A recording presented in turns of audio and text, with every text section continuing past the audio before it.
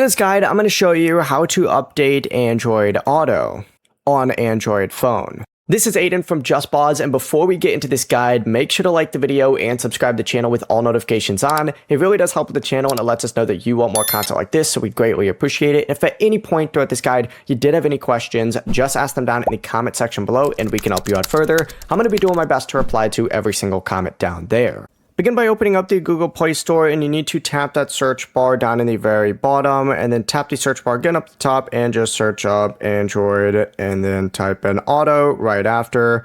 Go ahead and hit search, and then you're going to see Android Auto on here. Select it, and if an update is available, you can tap update and wait for it to install. To keep Android Auto automatically updated, you're going to want to tap those three-dot menu up on the Play Store page.